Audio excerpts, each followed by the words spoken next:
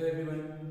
आज के हम इस वीडियो में बात करने वाले हैं प्रिज्म के बारे में कि प्रिज्म होता क्या है, ये बनता कैसे है और इसका यूज क्या होता है। ठीक है, तो आइए देखते हैं प्रिज्म के बारे में। ठीक है, तो पहले हम ये देखते हैं कि प्रिज्म होता क्या है। तो पहले हम डेफिनेशन समझ कर लेते हैं। ठीक है, डेफिनेशन क्या कहते हैं? Prism is a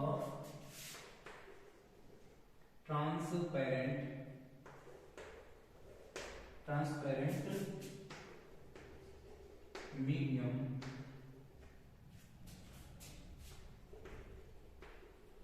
whose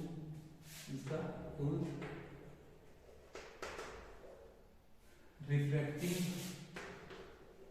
faces are inclined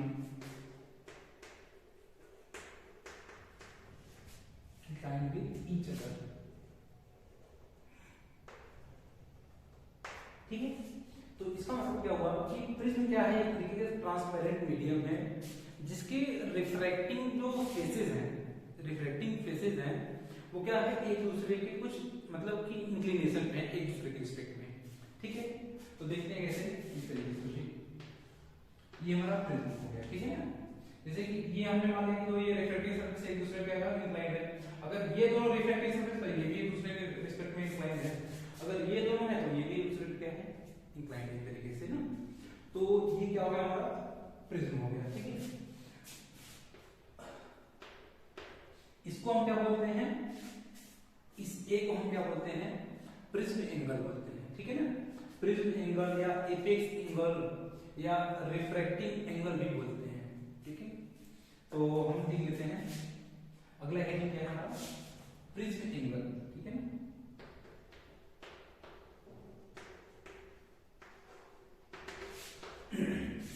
जो प्रिज्म एंगल होता है वो क्या होता है, जैसे कि एक सरफेस ये हो गया हमारा, मान लीजिए कि ये एक सरफेस ये वाला हो गया और एक सरफेस ये वाला हो गया। तो हमारा किसी भी एक सरफेस से क्या होगा, इंसिडेंट होगा और दूसरे वाले सरफेस से क्या होगा, इमर्जेंट होगा, मतलब कि बाहर निकलेगा। ठीक है, तो उन दोनों ही सरफेस के बीच का जो एंगल होता है उसी को हम क्या बोलते हैं, प्रिज्म एंगल बोलते हैं। उसी को क्या बोलते हैं, एंगल। तो हम इसको लिख देते हैं एंगल बिटवीन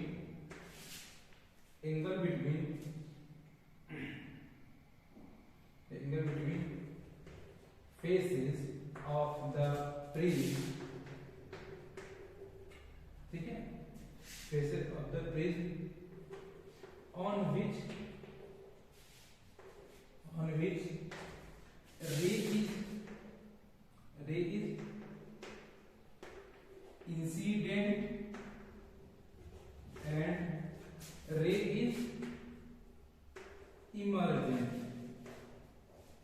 ठीक है ना, इसका मतलब क्या हुआ कि जो इंसिडेंट एंगल है, जो हमारा जो इंसिडेंट फेस है, इंसिडेंट फेस और इमर्जेंट फेस के बीच का जो एंगल है उसी को क्या बोलते हैं, उसी को बोलते हैं प्रिज्म एंगल। ठीक है ना, इसी प्रिज्म एंगल को हम और भी बोलते हैं, it is also known as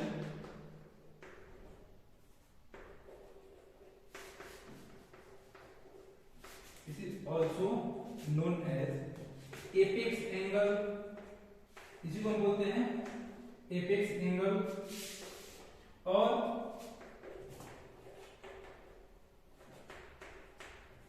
refracting angle बोलते हैं। ठीक है ना, इसी वाले एंगल को क्या बोलते हैं, प्रिज्म क्या बोलते हैं, एपेक्स एंगल, या तो हम बोलते हैं उसको रिफ्रैक्टिंग एंगल। तो ये तो बातें हो गई हमारी कि प्रिज्म और प्रिज्म का जो टर्म्स था, एक होता है हमारा क्या चीज, प्रिज्म एंगल। ठीक है, तो हम इसके बारे में बात कर ली। तो ये वाला हमने आपको मान लीजिए सरफेस मान लेते हैं, इसको ये प्रिज्म एंगल हो गया। हमने मान लिया कि ये P हो गया और ये Q हो गया। तो जो P एंड देखो AP एंड AQ जो सरफेस है वो सरफेस कैसा है हमारा, एक तरीके से रिफ्रैक्टिंग सरफेस है। वो क्या है, रिफ्रैक्टिंग सरफेस है। जैसे इस तरीके से हमारा रे जाएगा यहाँ से, फिर यहाँ से एंटर करेगा, इस तरीके से जाएगा। तो यहाँ पे क्या हुआ, इंसिडेंट हो गया और यहाँ से क्या होगा, इमर्जेंट हो गया। तो ये क्या हो गया, रिफ्रैक्टिंग सरफेसेस हो गए। और ये हमारा हो गया प्रिज्म एंगल और ये डेफिनेशन हो गया। अब ये देखते हैं कि इसका यूज क्या होता है। हमने क्या देखा, यहाँ पे प्रिज्म क्या कर रहा है कि ये रे को यहाँ से एंटर किया और यहाँ से कोई बात हो, यहाँ से डायरेक्शन चेंज किया और यहाँ से डायरेक्शन चेंज किया। इसका मतलब कि इसका यूज हो रहा है कि जो लाइट रे इंसिडेंट कर रही है प्रिज्म पेज पर, ठीक है ना, तो उस लाइट रे की जो डायरेक्शन क्या करता है, चेंज कर देता है। तो इसका मतलब कि इसका यूज क्या होता है, यूजेस भी लिख देंगे हम। It is used for change the direction of the light रे, ठीक है ना। इसका मतलब क्या हुआ कि प्रिज्म किस लिए यूज हो रहा है, जो लाइट रे आ रही है उस लाइट रे के डायरेक्शन को चेंज करने के लिए हम किसका यूज करते हैं, प्रिज्म का। तो हमने लिख दिया यहाँ पे it is used for change the direction of light रे, ठीक है। या फिर क्या करता है, ये डेविएट करता है, ठीक है। तो ये बातें हमारी हो गई हैं, ये छोटा सा डेफिनेशन था इसके बारे में, इसका यूज क्या था, ठीक है, ये हो गया। अब हमको ये देखना है कि वो कितना चेंज कर सकता है। वो जो चेंज करता है लाइट रे के डायरेक्शन को, उसी को क्या बोलते हैं, जो कितना डेविएट कर दिया उसने लाइट रे को। तो चलिए देखते हैं अब angle of deviation through prism.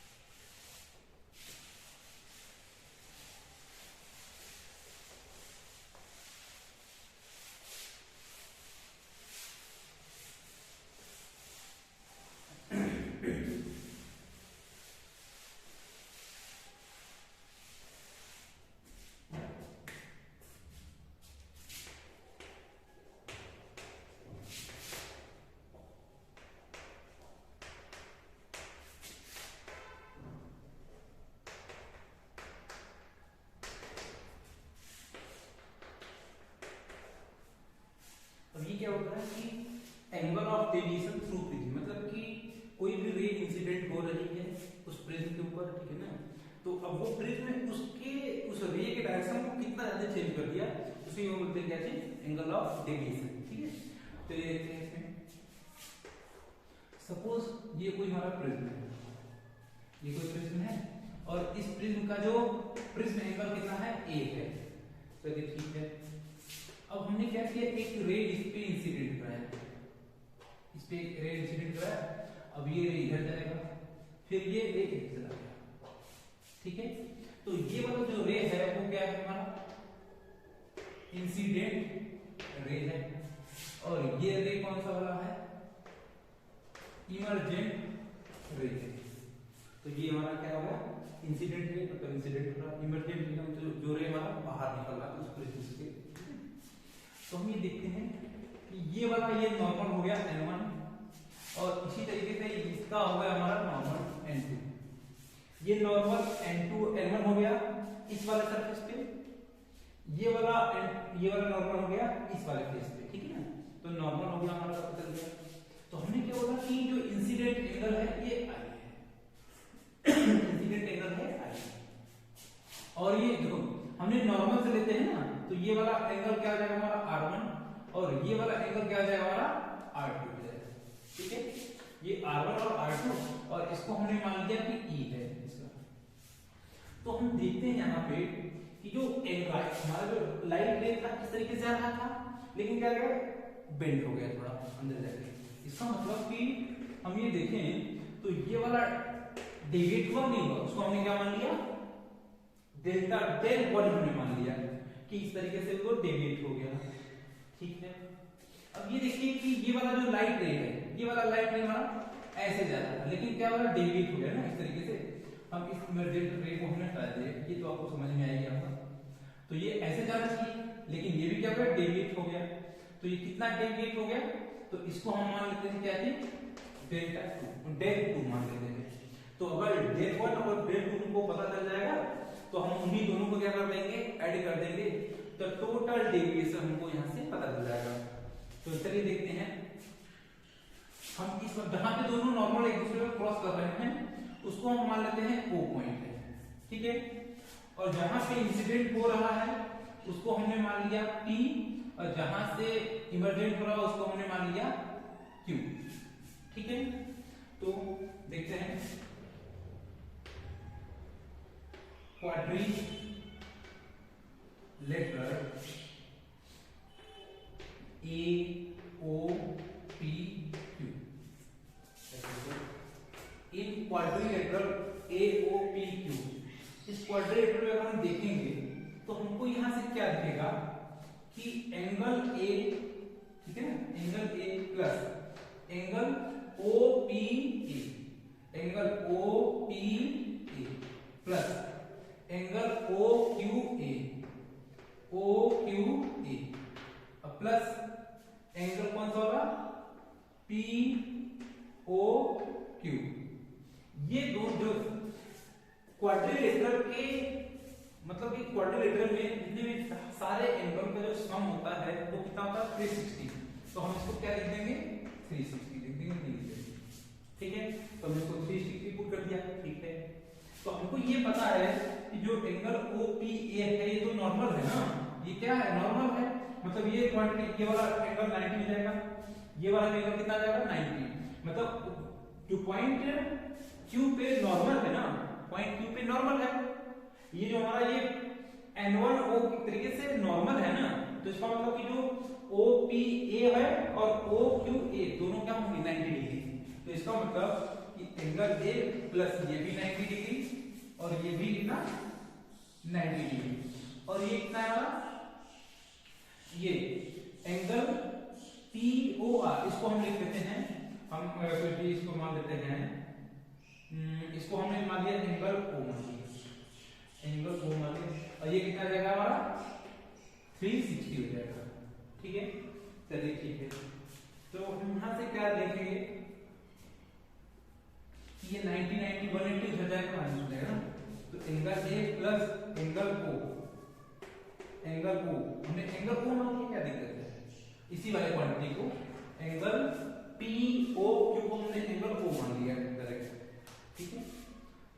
तो ये कितना जाएगा 180, क्योंकि ये 90 90 180 360 से माइनस हो जाएगा तो क्या जाएगा 180।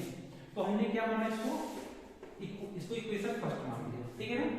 अब हम देखते हैं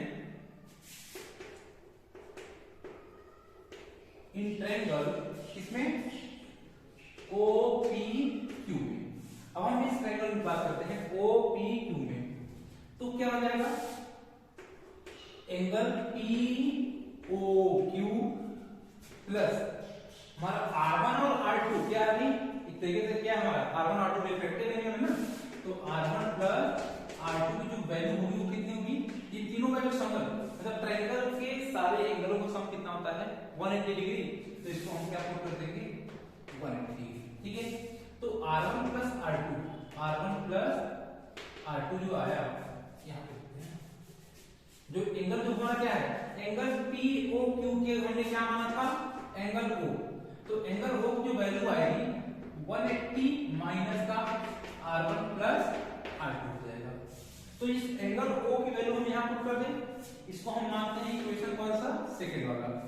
तो from equation first and equation second से हम देखेंगे तो हम इस एंगल ओ की वैल्यू हम यहां पुट कर देते हैं, तो हमको क्या मिलेगा angle A plus angle O की वैल्यू से पुट कर देते हैं 180 माइनस का R1 plus R2 equals to 180। तो इस 180 ने इस 180 को कैंसिल आउट कर दिया, तो जो एंगल ए है R1 प्लस R2 आ गया, क्या हो गया हमारा R1 प्लस R2। अब हम इस एंगल को हम डायरेक्ट लिखते हैं ना कि जो प्रिज्म एंगल है R1 प्लस R2 के बराबर हो गया, ठीक है। तो अब हम ये देखेंगे कि जो एंगल ऑफ डेविएशन कितना होगा। अब हमको ये R1 पता चल गया, हमको R2 पता चल गया, तो एंगल ऑफ डेविएशन कितना होगा अब ये देखते हैं। अब इसको मिटा देते हैं हम, तो हमारे पास रिलेशन पता चल गया है ना, इसको हम मिटा देते हैं।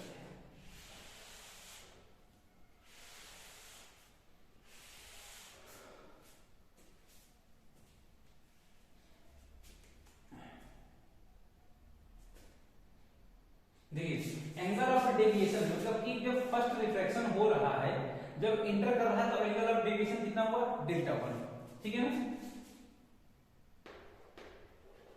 Angle of deviation by first refraction, जब फर्स्ट रिफ्लेक्शन हो रहा है तब कितना एंगल ऑफ डेविएशन, तो हम क्या लेंगे इसको डेल्टा 1 डेल 1 कितना होगा, देखिए ये हमारा आई है, इंसिडेंट एंगल आई, और यहां से क्या हुआ कि ये बेंड कर गया, मतलब इस आई में से इस r1 को हम माइनस कर देंगे तो हमको डेल 1 पता चलेगा, नहीं पता चलेगा, बिल्कुल पता चलेगा, क्योंकि अगर ये तरीके से अगर कोई ये होता, अगर मिरर होता तो ये सीधा इस तक नहीं जाता, लेकिन ऐसे नहीं जा रहा, वो क्या कर थोड़ा सा बेंड कर दिया, तो डेल 1 कितना जाएगा i माइनस r1। इसी तरीके से थ्रू सेकेंड रिफ्लेक्शन थ्रू कितना जाएगा डेल 2 कितना हो गया e माइनस r2 हो गया, ठीक है ना, कितना हो गया e माइनस r2, तो जो टोटल हो जाएगा टोटल एंगल ऑफ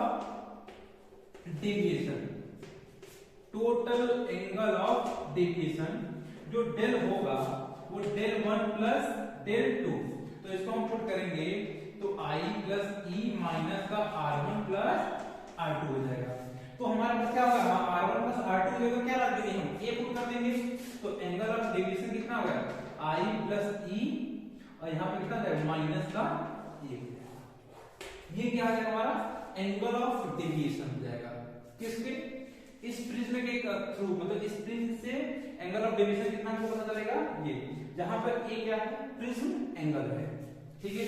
अब हम ये देखते हैं कि मैक्सिमम कब तो डेविएशन होगा, मिनिमम कब होगा।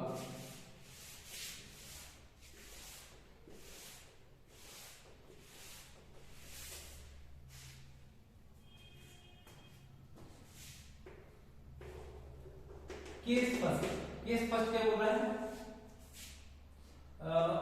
मान लीजिए कि maximum angle of deviation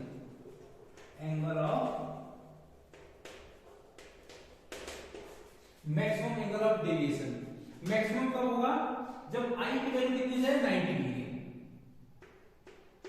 if I equals to 90 degree तब हमको क्या मिलेगा मैक्सिमम मिलेगा, मतलब कि ये जो होगा हमारा मैक्सिमम होगा कितना, ये 90 प्लस ए 90 प्लस e माइनस का ये हो जाएगा, और case second minimum angle of deviation ठीक है ना, तो मिनिमम के लिए क्या होगा, इफ r1 और r2 क्या आ जाएगा दोनों बराबर हो जाता है, उस केस में क्या होगा हमको मिलेगा ये r1 प्लस r2 नहीं, ये i1 मतलब कि इंसिडेंट एंगल और इमर्जेंट एंगल क्या होगा बराबर हो जाएंगे, तब उस केस में क्या मिलेगा मिनिमम मिलेगा, तो i हमारा तो क्या हो जाएगा मिनिमम एंगल ऑफ डेविएशन कितना आ जाएगा, हमने i की जगह भी पुट कर दिया i और e की जगह भी i, तो ये कितना आ जाएगा 2i माइनस, तो ये हमको पता चल गया मैक्सिमम एंगल ऑफ डेविएशन, ये हमारा क्या पता चल गया मिनिमम एंगल ऑफ डेविएशन। तो ये हमने पढ़ लिया इसके बारे में, प्रिज्म के बारे में, और प्रिज्म का यूज क्या होता है, और प्रिज्म के थ्रू हमारा कितना टोटल एंगल ऑफ डेविएशन होता है, ठीक है। Thank you.